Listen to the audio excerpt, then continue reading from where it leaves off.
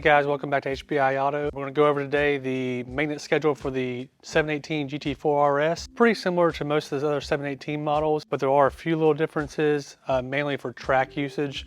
So we're going to go through from the 10K up to 60K, and it kind of repeats itself after that. Starting off with the 10K annual, you want to do your engine oil. We recommend doing the high zinc engine oil for these cars because they're high revving engines. The more additives is going to keep everything, the camshafts, the lifters and all that stuff is going to keep it healthier. These cars are so new, we haven't really seen any kind of failures, anything like that internally, but we know with previous models, GT engines, GT3RS, GT3s, we like to use that 300V oil just to give it a little bit more additives and keep the engine healthier longer. Also, with that 10,000 mile service, we recommend doing alignment.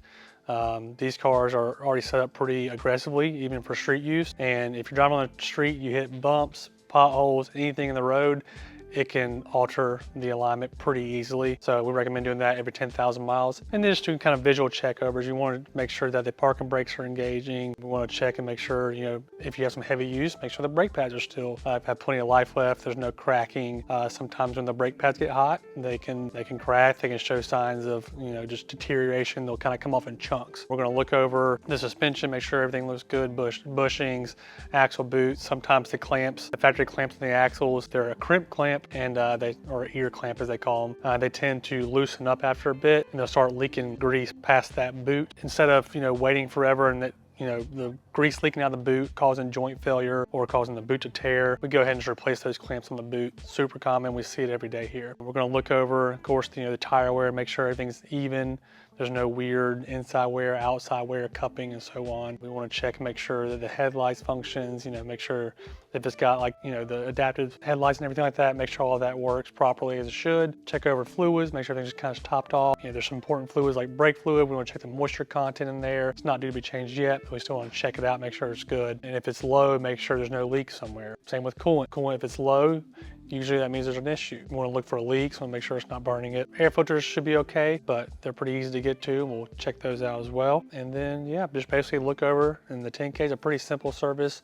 It's going to be that service that's just basically making sure, everything looks okay, put some fresh oil in it, get it aligned, and get it back out to you. So on the 20,000 mile service, it's not much different than the 10,000 mile service, just a little bit more parts replacement. So do the engine oil, of course, do all the checks the same as before, alignment, but we're going to also add on the brake. Brake fluid has a shelf life. It attracts moisture, so we want to make sure that even if it's reading it, right at 2%, which is on the threshold of being okay, we want to go ahead and flush it out and make sure it's good, because the last thing you want is to be going down, a nice twisty back road, and that brake fluid starts to boil and you get a spongy pedal, and we all know what's going to happen from there. Also, the 20,000 mile service, we're going to replace the pollen filter, which is just your cabin filter for layman terms. And that's just going to be to make sure the air inside the cabin is fresh, make sure all of the the nastiness from outside is not coming into the cabin. Want to make sure all that's clean, and also replace the engine air filter. So once again, same for the engine. If you want to keep the engine clean as well, make sure there's fresh air going into the engine. So with a 30,000 mile service, it's going to be very similar to the annual or 10K service, except we're going to add on the spark plugs. Plugs on these engines, they're high revving, high performing engines. They can wear out over time, which can cause premature cat failure. It can cause rough idle, or when you get up in the RPM range, sometimes you can have a dead spot at like 3,000 RPMs, or it breaks up at 6, 7, 8,000 RPMs. So we're going to do the oil change, we're going to do the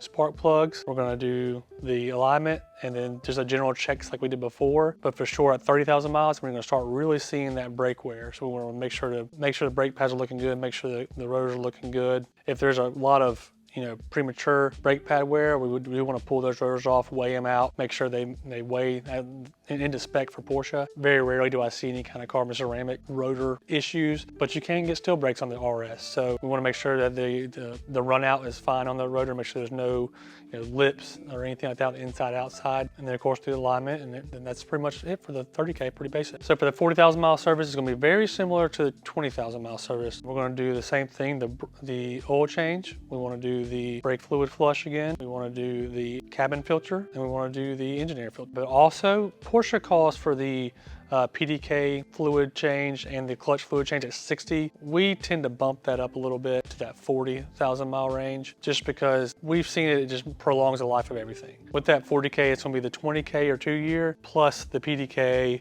fluid change, filter change, and the clutch fluid change, and then of course the alignment. Check over everything, same as before. So for the 50,000 mile service, it's gonna be kind of back to its roots of the 10,000 mile service. 50,000 mile service, we just wanna do the oil change, the alignment of course, and just kind of check the vehicle over. At that 50,000 mile mark is where, if the brake pads haven't gone by then, they're gonna be at that point. So we wanna make sure to check all the brake systems, make sure everything's working well. Look at the drive belt. The drive belt's not due till 60,000 miles, but we wanna make sure that drive belt is still good, no cracking. Make sure the tensioner's not leaking. If it is, let's go ahead and replace that, take care of that. But if not, then we can kind of bump that to that 60,000 mile service. And the 60,000 mile service is just the, the 20,000 mile service repeated again. But also you wanna do your spark plugs again at 60, because it kind of falls in that rotation there. So it's pretty, like I said, it's pretty basic, nothing really particular to the 4RS too much. But there are, if you do track the car, there's kind of a additional service to go along with those services a little bit before, because the car is getting driven much harder. So we can kind of go over those services now. The 4RS is your track car, and that's what you're taking. That's your use for the car. We want to bump some stuff up and add some stuff in there as well. So for the oil change interval, we want to do every 3,000 miles for track use. It's just kind of, the car is going through its absolute max potential, and you want to keep that oil change just constantly as possible.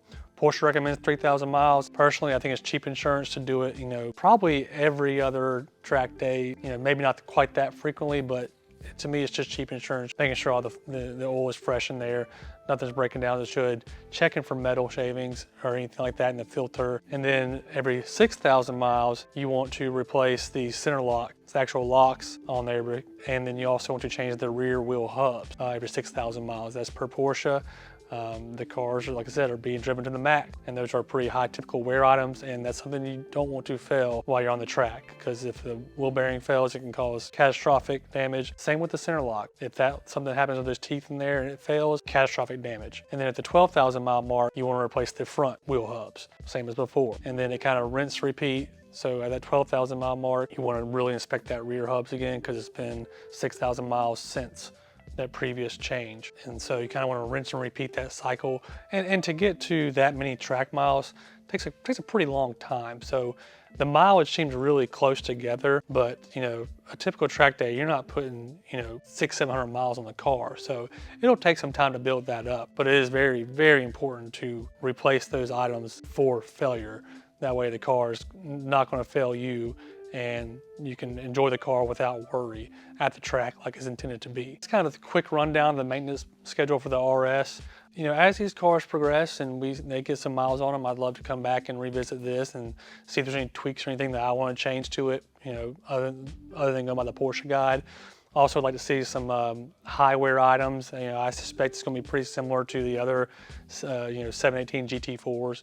But we'll wait and see. But when that happens, we'll definitely come back out and kind of do an update and refresh this a little bit. But I definitely appreciate you guys, watching and tuning in.